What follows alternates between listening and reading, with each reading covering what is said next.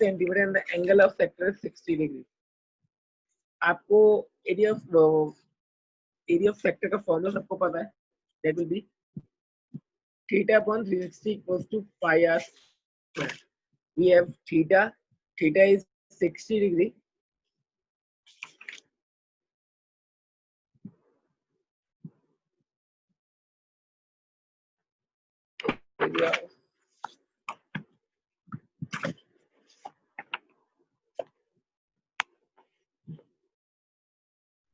area of sector equals to theta upon 360 into pi r square.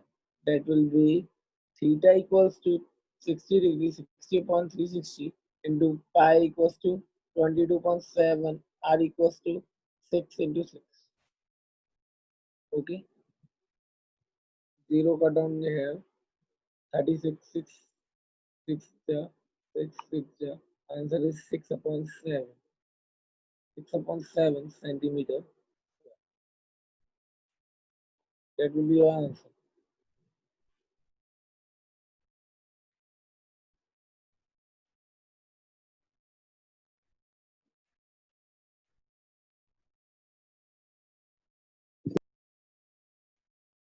Six, sorry.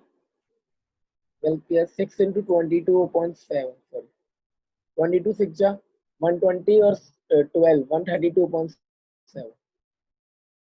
Answer is 132.7 centimeters square.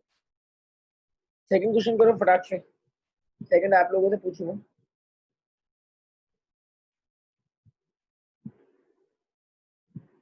उसमें circumference given है, use the circumference and find the radius.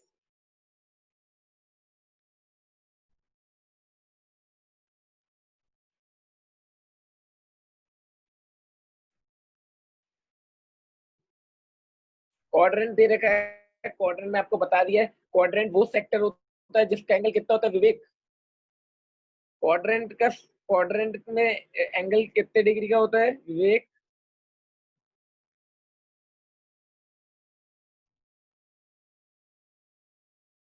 एक quadrant में angle कितने का होता है? Quadrant वाले sector में एंगल कितने का होता है विवेक? आपकी आवाज नहीं आ रही मुझे विवेक, माइक बंद किया हुआ है क्या? एडजस्ट योर माइक यार, आपकी आवाज नहीं आ रही। Ashwani tell me. 90 डिग्री। कितना? 90 डिग्री। 90 डिग्री, ये करेक्ट बताया।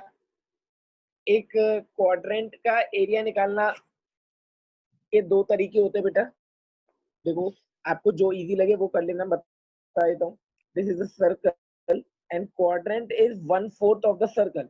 अगर सर्कल को 4 पार्ट में डिवाइड करेंगे तो उसमें से एक पार्ट एक क्वाड्रेंट है, 4 इक्वल पार्ट्स है, तो इसके देखो दो तरीके। या तो आप ये सेक्टर वाला फॉर्मूला लगाओ 90/360 इंटू पाई आर स्क्वायर। यार सिंपल सोचो कि क्वाड्रेंट का जो एरिया है वो सर्कल के 1/4 है, तो 1/4 पाई आर स्क्वायर लगाओ। सिंपल, दोनों चीजों से इसको भी सॉल्व करोगे तो 1/4 ही होगा ये। तो अभी सिंपल हो गया। क्या हुआ, किसका आ गया? नितिन आ गया? Okay, tell me the answer. 77/8 centimetre square. Okay, check करते हैं अभी। गुड बेटा, नाइस।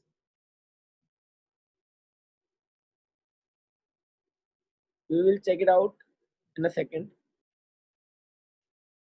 हमारे पास क्या एंगल 90 डिग्री अपॉन 360। पाई की वैल्यू निकालनी पड़ेगी, उसके लिए पाई की वैल्यू किसकी ऐसे निकलेगी?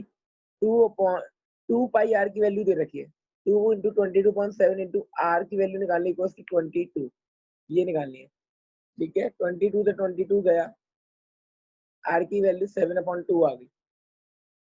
आर की वैल्यू 7/2 आ गई, पुट करता हूँ यहाँ पर।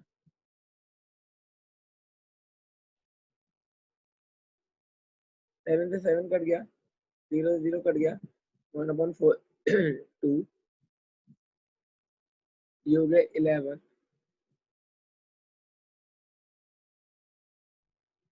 77/4, 4 to the 8, 77/8 बिल्कुल सही आया नितिन का answer.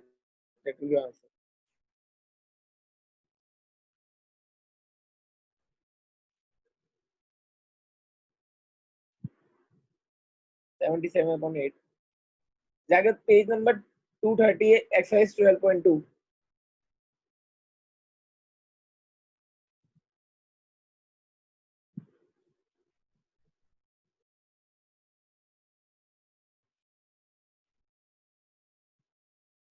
Okay now third question related to the clock.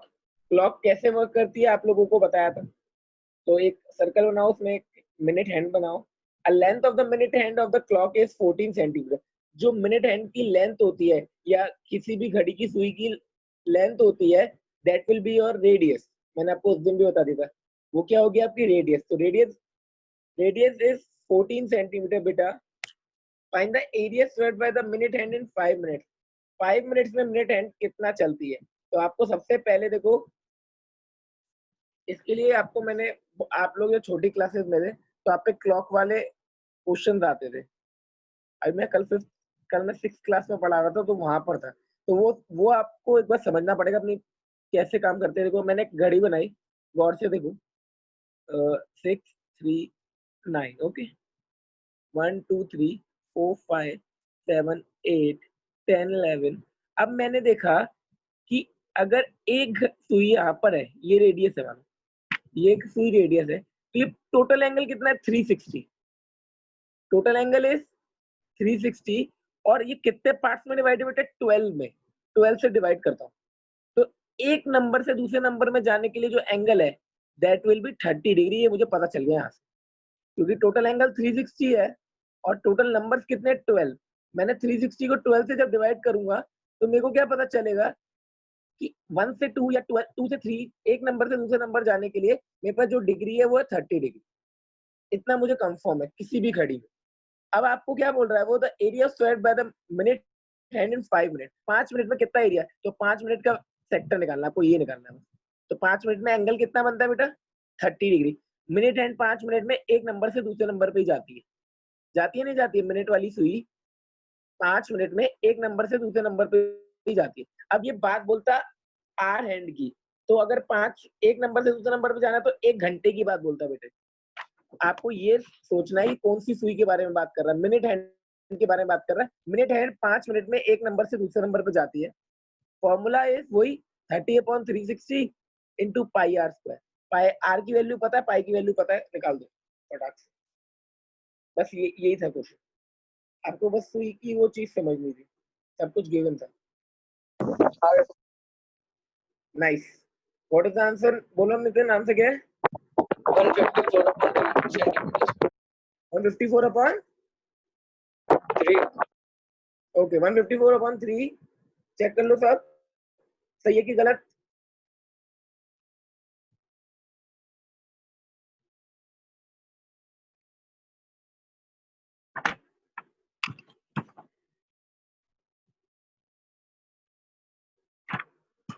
बेटा ये 9th में जितना सर्कल टफ था उतना 10th में इजी है।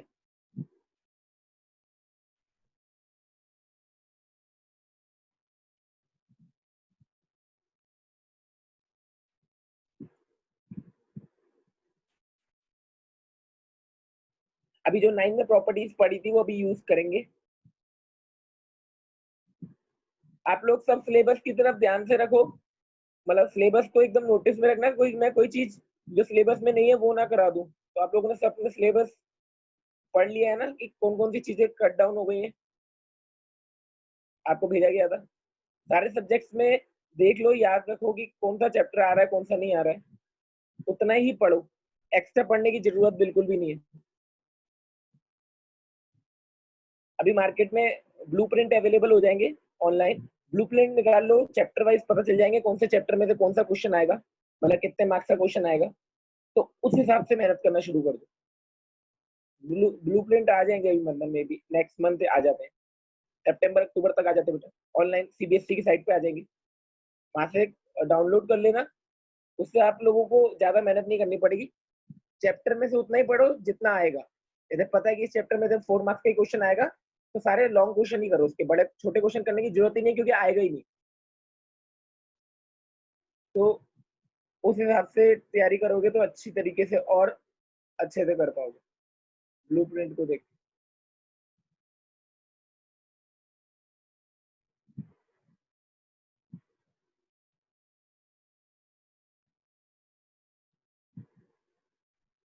Okay, fourth question, third question सबका आ गया ना यही answer 154/3।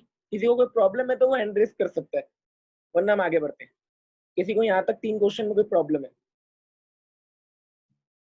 Okay fine.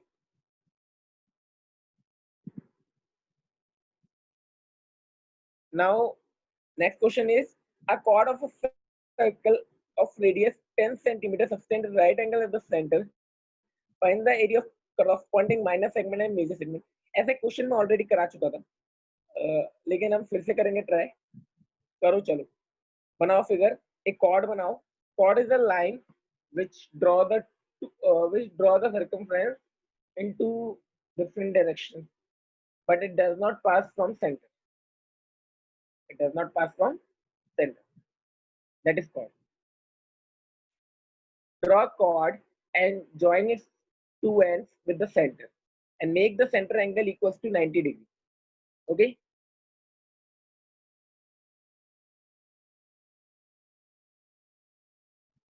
The figure is like that.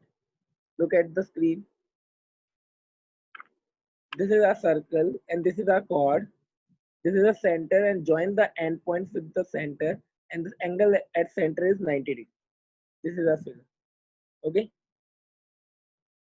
And हमारे पास given क्या है? Radius equals to 10 centimeter and we have to find its minor segment. This is our minor segment and that is our major sector. These two parts we have to find it. Sector का formula आपको पहले ही बताया है। Area of sector, वो sorry segment का formula क्या है? Area of sector minus area of triangle. Area of sector minus area of triangle.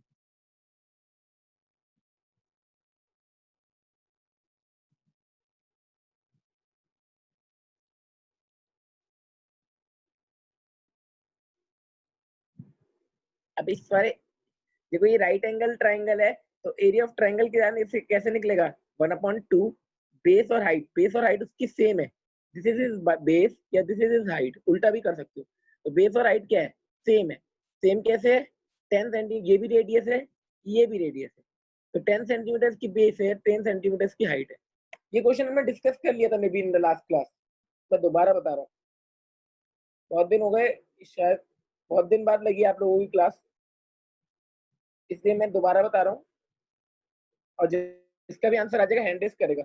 Yes जागरूक, बताओ बेटा। एरिया ऑफ माइनर सेक्टर आ रहा है 20, माइनर सेगमेंट का एरिया आ रहा है 28.5 सेंटीमीटर स्क्वायर और मेजर सेक्टर का आ रहा है 235.5 सेंटीमीटर स्क्वायर। ओके, अभी मैंने आंसर चेक नहीं किया, बट ठीक है, लेट मी एक बार देख लेते। चलो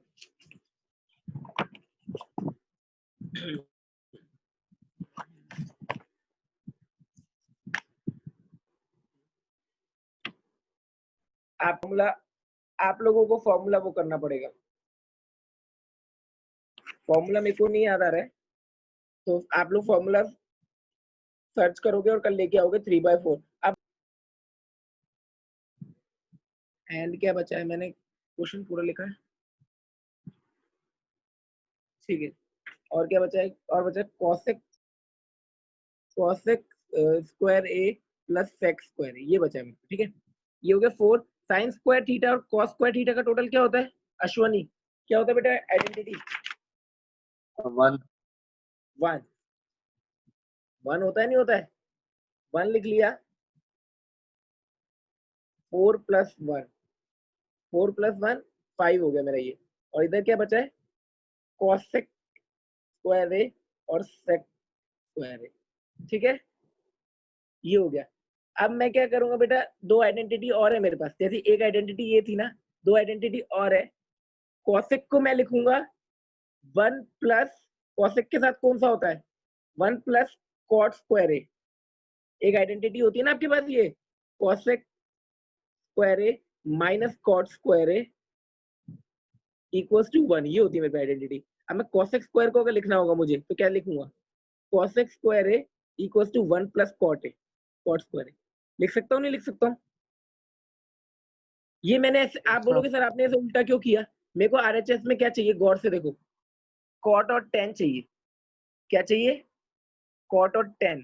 तो मेरे को ये चेंज करना पड़ेगा कॉसेक कॉट में और सेक टेन में। सिमिलरली ये 1 प्लस टेन स्क्वायर है, तो कितना हो गया? 5 plus 6 plus 7, 7 plus cot square है plus ten square. That will be our answer. LHS equal to आ गया सर, आ गया। आ गया सर। सिंपल क्वेश्चन है, बट आइडेंटिटी सारी याद होनी चाहिए बेटा। आइडेंटिटी याद नहीं होंगी, नहीं हो पाएगा। Next question.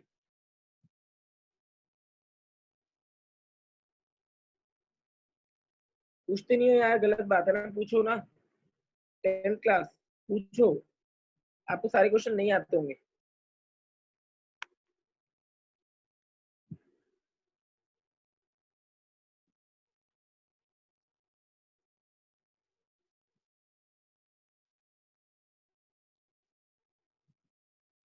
घबराने की बात कुछ नहीं है, कोई आपको जज नहीं करेगा, कोई आपको कुछ नहीं बोलेगा। नहीं आता, नहीं आता, नहीं आएगा तभी तो सीखोगे, तभी तो आएगा एक दिन। और ये सोचते रहोगे कि कोई क्या सोचेगा, तो फिर क्या ही करेंगे। सबको सब कुछ आता है बाकी। सर चैप्टर 9 का 14th और 16 क्वेश्चन। कौन सा? चैप्टर 9 का 14 और 16। बताता हूँ। चैप्टर 9 का 14 एंड 16। 14 बताता हूँ बेटा पहले। 14 का डायग्राम हमको गिवन है, तो उसका कोई टेंशन नहीं है। एक लड़की है, 1.2 मीटर टॉल, इतनी बड़ी लड़की है। थोड़ा लंबा बना लेता हूँ। 1.2 मीटर। पहले एक पैराशूट को देख रही है यहाँ पर। वो पैराशूट उड़ता हुआ यहाँ से यहाँ चला गया, यहाँ से यहाँ देख रही है अब। ठीक है, पहले यहाँ देख रही थी। ओके, और जो टोटल हाइट पे उड़ रहा है वो टोटल 88.2 मीटर है। बट आपको ये वाली हाइट चाहिए। दिस हाइट इज 1.2 माइनस कर दोगे 87। This height is 87 centimetre. Okay बेटा, अब आपको क्या बोल रहा है? जब भी आपको 87 पता है, एंगल आपको पता है, एंगल आपका जब उसकी हाइट से कितना एंगल बन रहा है, जो छोटा एंगल बन रहा है वो बन रहा है 30 का, और जो बड़ा बन रहा है 60 का। इस वाले ट्रायंगल में आ जाओ, ये वाले ट्रायंगल में एंगल कितने का बन रहा है? 60, हाइट 87। बेस निकाल लोगे, नहीं निकाल लोगे? बेस निकाल लो। ठीक है, कैसे निकलेगा? tan theta equals to perpendicular upon base, tan 60 equals to perpendicular क्या है? 87 अपॉन बेस। बेस की वैल्यू निकाल लोगे। अब आप दूसरे ट्रायंगल में आ जाओ, ये वाले ट्रायंगल में। एंगल 30 डिग्री है। ठीक है, tan